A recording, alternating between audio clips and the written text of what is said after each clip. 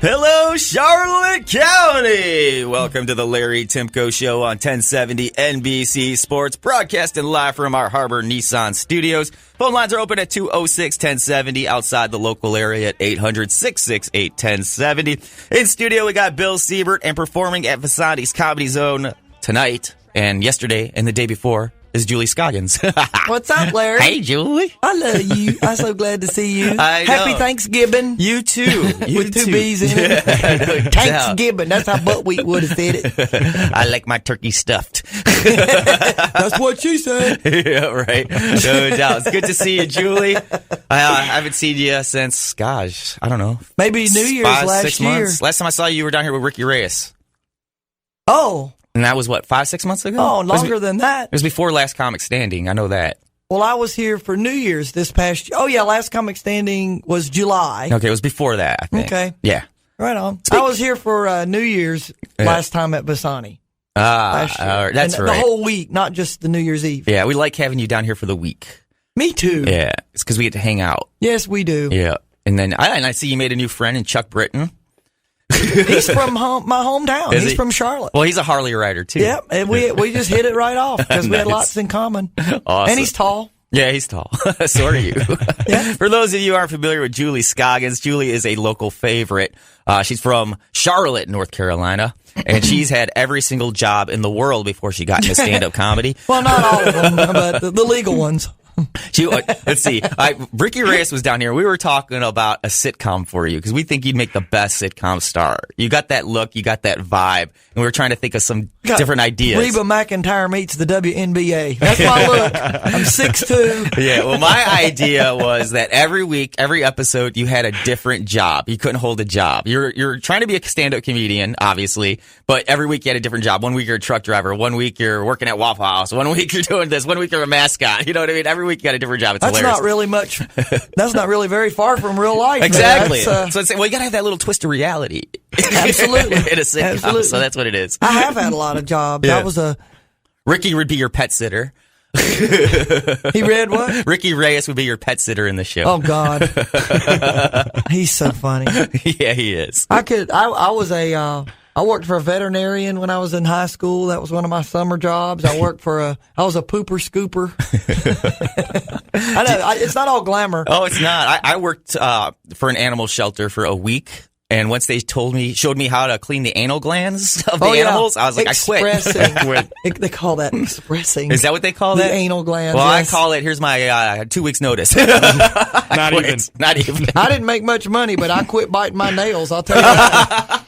Hell yeah. So something good. You got to just get something good out of everything. All right. Have you ever worked a door-to-door job? A door-to-door job? Yeah, where you have to go to door-to-door and sell things.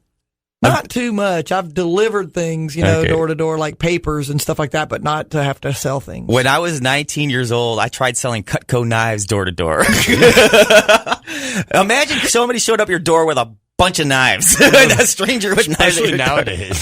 I know, right? Nowadays, it's like... If I wasn't 5'6" and 105 pounds at the time, I don't think anybody would have answered their door.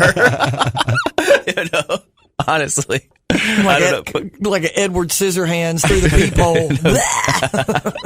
Yeah, I've had some weird jobs going through my life, too, before I got into radio. So, well, you know what? You just got to keep on trying until you find something that you like and that you can eat. Yeah. You can, pays the bills and that you actually enjoy. And when you find something like comedy, and you can, and it's hard to make it pay the bills, too, but when you can do that, it's the best. Yeah. Because you don't feel like you're working.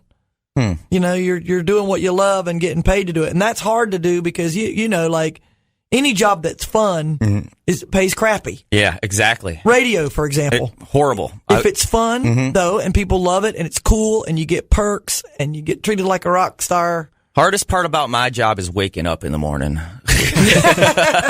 Well, that's not too bad. Right? If that's the hardest part, it is. That's really not too... Like, I got to get up today. That's what caffeine is for. I know. I got my cup of coffee here. I just can't go to bed at night. That's my problem. I'm the same way. If I could lay down and go to bed at a decent hour, getting up wouldn't be so hard. I'm the exact same way. Yeah. I can't fall asleep at night. I'm up till like 1, 2 in the morning easily. Yeah. If not later.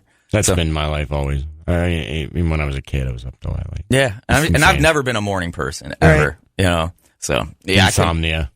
Yeah, right. I've never been a morning. Even the coffee. I just started drinking coffee this year too, by the way. So I'm not the best. I'm not like I still don't like the taste of it. I load it. It's more cream and sugar with a little Well, that's coffee. what I put in it.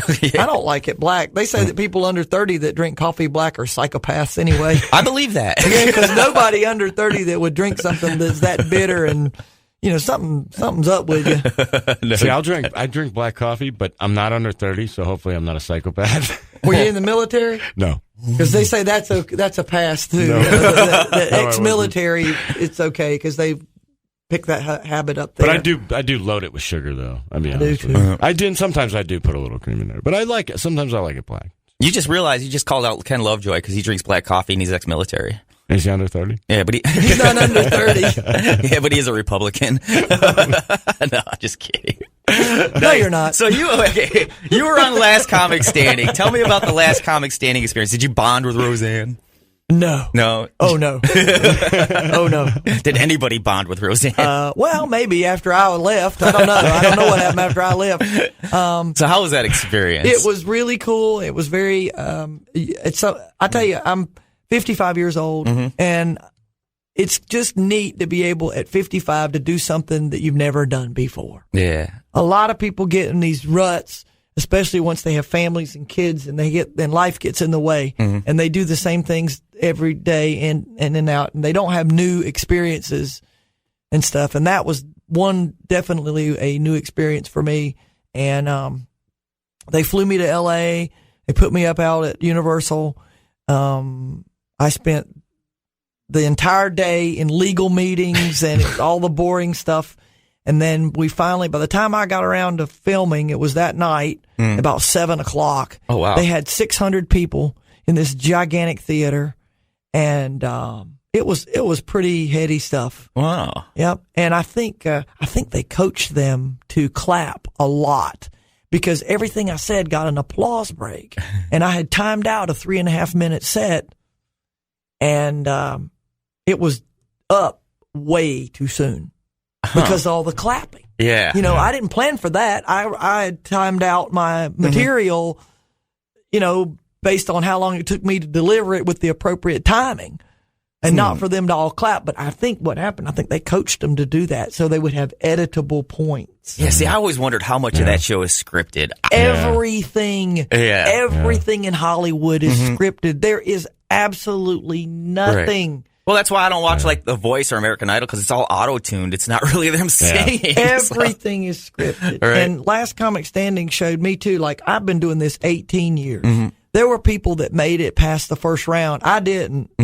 But there were people that made it past the first round that one guy, I heard him say, March makes my 1-year anniversary in comedy. Wow. Rookie. These guys don't have a clue. And if they were to make it big off of this show and tour as a headliner, they don't have 45 minutes of material yet. Wow. Yeah, So it just, and a lot of my friends were like, we think it was rigged. It wasn't fair. And I said, you know what? It's a showcase. It's a television show. It's not a contest.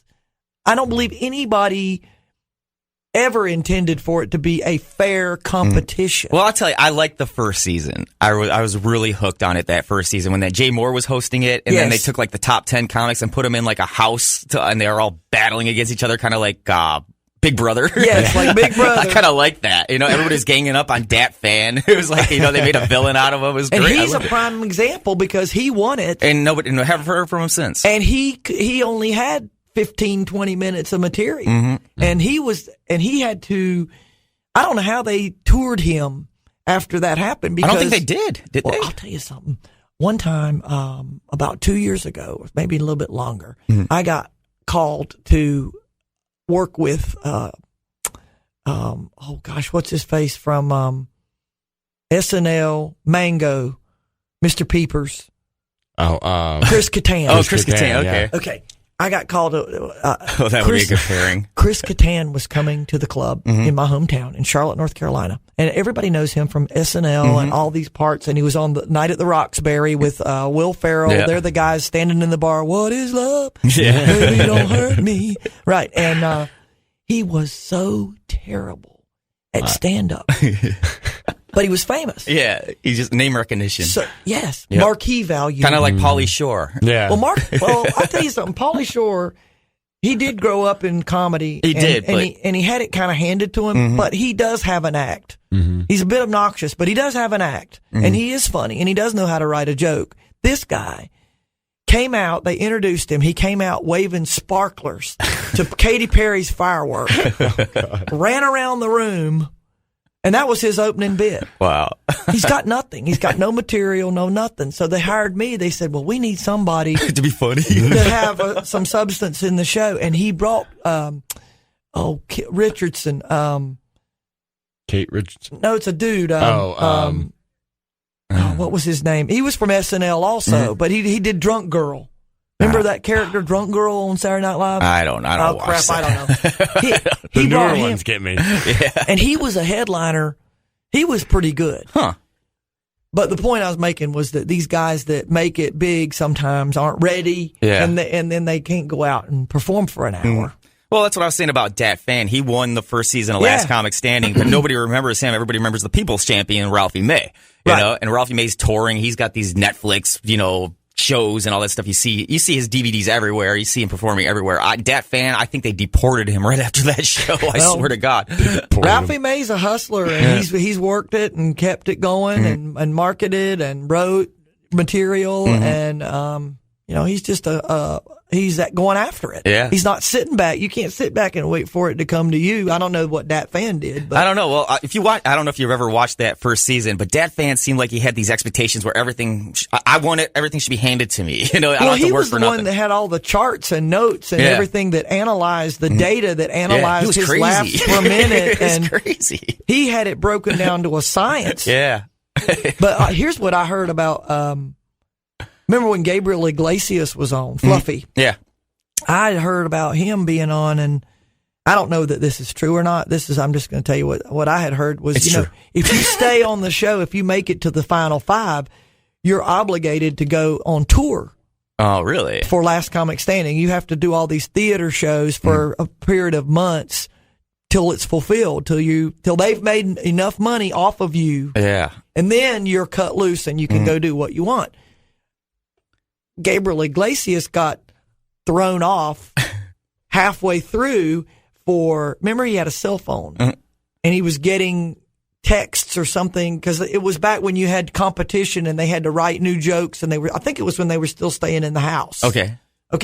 And he got caught with a cell phone, which to that I said, well, who filmed him on his cell phone? With what? Right. Somebody else had one where it wasn't supposed to be as well. I think it's all manipulated. I think you're right. It is. Yeah. But he got thrown off. But what happened was it turned out to be a good thing, because he stayed on long enough for everyone to get to know who he was, but got out just in time to not be obligated to go on the tour. For the next 6 months or whatever, 3 months, whatever they have to do, so he could leave the show and go straight to making the money himself. Wow. So that part, I'm going into it with this. No, it's all right. All this game plan, Yeah, you got to have a plan. Yeah. I think. I wouldn't. I just walk in and say, hey, this is what I got. If you don't like it, oh well. That's what I'm not a comedian, so what do I know? But I remember that first season because there were so many great comedians on it. Dave Mordahl, Rich Voss, all these guys. I just loved them all. It was great. Yep. And I like Jay Moore too. So Yeah, a lot of them have gone on to have great careers, and then some not. There's some guys that I've known that are really, really, really awesome comics that didn't make it. I've said that they don't want older people typically, but I don't know. Dave Mordahl was kind of he was Rich an older Voss. He was a Rich is veteran. an older Rich has dude. been in the comedy business like 25 years before that first season. After my group though, out of my group, I was the oldest one. Wow, that's crazy. Yeah, and all the ones that got it were like these dudes. Like I was telling you now, Ian Bagg. Ian Bagg was in the top 5. Who is probably in his 40s. I got to be honest. Once you got eliminated, I stopped watching. Did you? I did. Bless you. You're so sweet. Honestly, I was kind of mad. You only got like 15 seconds, to be honest with you. I was mad. I was like, what the hell was that? Me too. I was, but I'll tell you something. They really did.